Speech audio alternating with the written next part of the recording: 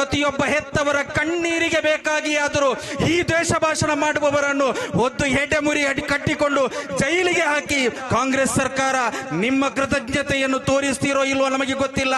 ಆದರೆ ಅಬ್ದುಲ್ ರಹೀಮನಿಗೆ ನ್ಯಾಯ ಸಿಗುವವರೆಗೆ ನಾವಂತೂ ಮೌನವಾಗಿರಲ್ಲ.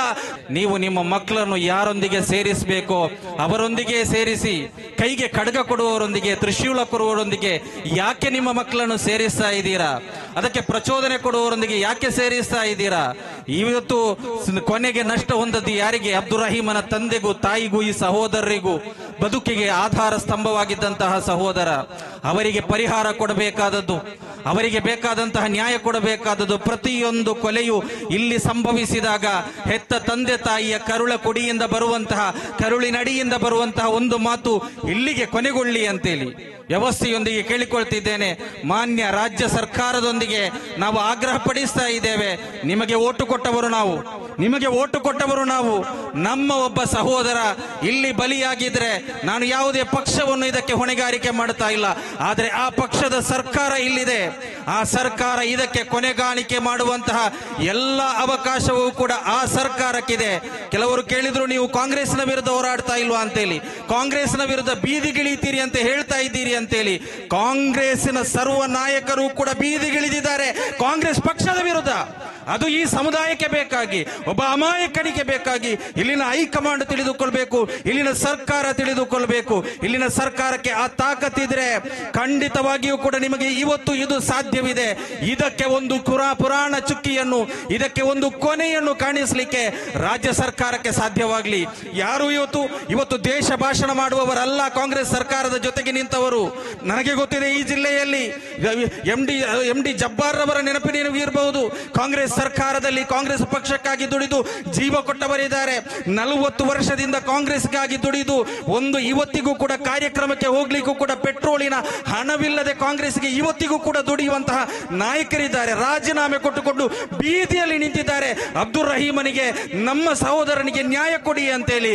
ಖಂಡಿತವಾಗಿಯೂ ಕೂಡ ಕಾಂಗ್ರೆಸ್ ಸರ್ಕಾರ ನಿಮ್ಮ ಕೃತಜ್ಞತೆಯನ್ನು ತೋರಿಸ್ತೀರೋ ಇಲ್ವೋ ನಮಗೆ ಗೊತ್ತಿಲ್ಲ. ಆದರೆ ಅಬ್ದುಲ್ ರಹೀಮನಿಗೆ ನ್ಯಾಯ ಸಿಗುವವರೆಗೆ ನಾವಂತೂ ಮೌನವಾಗಿರಲ್ಲ. ನಮ್ಮನ್ನು ಮೌನವಾಗಿರಿಸಲಿಕ್ಕೆ ನಿಮ್ಮಿಂದ ಸಾಧ್ಯವೂ ಇಲ್ಲ. ಅದು ನಿಮ್ಮ ಕೋಟಿ ಪರಿಹಾರ ಬರಲಿ, ನಿಮ್ಮ ಇನ್ನೊಂದು ಬರಲಿ, ನ್ಯಾಯ ಸಿಗುವವರೆಗೆ. ಏನು ನ್ಯಾಯ? ಏನು ನ್ಯಾಯ? ನ್ಯಾಯ ಒಂದೇ, ಆರೋಪಿಯನ್ನು ಬಂಧಿಸುವುದು ಮಾತ್ರವಲ್ಲ. ಇದಕ್ಕೆ ಕಾರಣಕರ್ತರಾದಂತಹ ದ್ವೇಷ ಭಾಷಣ ಮಾಡಿದಂತಹ ಜನರಿದ್ದಾರೆ. ಯಾರು ಅಂತ ಪತ್ರಕರ್ತರು ನನ್ನ ಹತ್ರ ಕೇಳಿದ್ರು. ಯಾಕೆ ಇಲ್ಲಿ ಗೃಹ ಇಲಾಖೆ ಏನು ಮಾಡ್ತಾ ಇದೆ ಅಂತ ಕೇಳಿದೆ. ಗೃಹ ಇಲಾಖೆಗೆ ಗೊತ್ತಿದೆ ಯಾರು ಇಲ್ಲಿ ಕೊಲೆಗೆ ಆಹ್ವಾನ ಮಾಡಿದ್ದಾರೆ ಅಂತ ಹೇಳಿ ಗೊತ್ತಿದೆ. ಆ ಕೊಲೆಗೆ ಆಹ್ವಾನ ಮಾಡಿದಂತಹ ಪ್ರತಿಯೊಬ್ಬನನ್ನು ಕೂಡ ಈ ಕೊಲೆಯ ಆರೋಪದಲ್ಲಿ, ಈ ಕೊಲೆಯ ದುಷ್ಕೃತ್ಯದಲ್ಲಿ ಶಾಮೀಲಾಗಿಸಿದವರಾಗಿ, ಸೂತ್ರಧಾರಿಗಳಾಗಿ ಅವರನ್ನು ಬಂಧನ ಮಾಡಿಕೊಂಡು ಕಠಿಣ ಶಿಕ್ಷೆಯನ್ನು, ಕೊಲೆ ಆರೋಪದ ಶಿಕ್ಷೆಯನ್ನು ಕೊಟ್ಟುಕೊಂಡು UAPA ವಿಧಿಸಿಕೊಂಡು ಅವರನ್ನು ಜೈಲಲ್ಲಿ ಇರಿಸಿದ್ರೆ ಈ ದಕ್ಷಿಣ ಕನ್ನಡ ಜಿಲ್ಲೆ ಶಾಂತವಾಗಿರ್ತದೆ. ಅದು ಅಬ್ದುಲ್ ರಹೀಮನಿಗೆ ಮಾತ್ರ ಇರುವಂತಹ ನ್ಯಾಯವಲ್ಲ.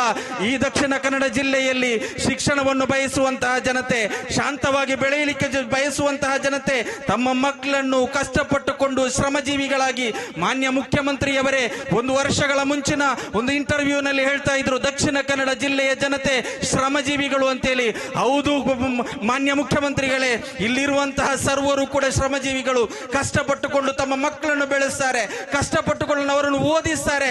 ಕೊನೆಗೆ ಯಾವುದೋ ಕೋಮು ದ್ವೇಷ ಭಾಷಣ ಮಾಡುವವನೋ, ಹೀರೋಗಿರಿಯನ್ನು ತೋರಿಸಲಿಕ್ಕೆ ಬರುವವನೋ ಅವರನ್ನು ಸೆಳೆದುಕೊಂಡು ಅವರ ಕೈಗೆ ಮಚ್ಚು ಕೊಟ್ಟುಕೊಂಡು ಕೊಲೆ ಆರೋಪಿಗಳಾಗಿ ಜೈಲಿನಲ್ಲಿ ಕಳೆಯುವಂತಹ ಪರಿಸ್ಥಿತಿಗೆ ಬಂದಿದೆ.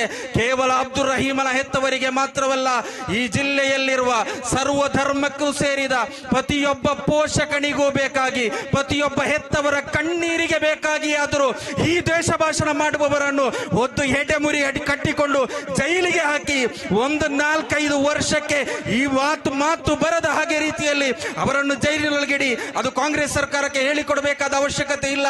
10 ವರ್ಷಗಳ ಮುಂಚೆ ಅದನ್ನು ಜಿಲ್ಲೆಯಲ್ಲಿ ತೋರಿಸಿಕೊಟ್ಟಿದೆ. ಆ ರೀತಿಯ ಕಠಿಣ ಕ್ರಮವನ್ನು ತೆಗೆದುಕೊಂಡು ಇಲ್ಲಿ ಇದನ್ನು ನಿರ್ವಹಿಸಿ ನಿರ್ವಹಿಸಬೇಕಾದಂತಹ ಜವಾಬ್ದಾರಿ ಇದೆ. ಅಬ್ದುಲ್ ರಹೀಂ ಎಂತಹ ಅಮಾಯಕ ಗೊತ್ತಾ? ನಾನು ನಿನ್ನೆ ಇವರೊಂದಿಗೆ ಮಾತನಾಡುವಂತಹ ಸಂದರ್ಭದಲ್ಲಿ ಈ ಸಹೋದರ ಹೇಳಿದ, 10 ಗಂಟೆಯ ನಂತರ ಈ ಗ್ರಾಮದಿಂದ ಒಂದು ಆಟವೂ ಕೂಡ ಹೋಗುವುದಿಲ್ಲ ಉಸ್ತಾದ್, ಹೋಗುವುದಿಲ್ಲ ಇಲ್ಲಿಂದ. ಆ ಸಂದರ್ಭದಲ್ಲಿ ಯಾವ ಧರ್ಮೀಯನು ಕಾಲ್ ಮಾಡಿದ್ರು ಕೂಡ ನನ್ನ ಆಟೋದಲ್ಲಿ ನಾನು ಕರೆದುಕೊಂಡು ಹೋಗ್ತೇನೆ.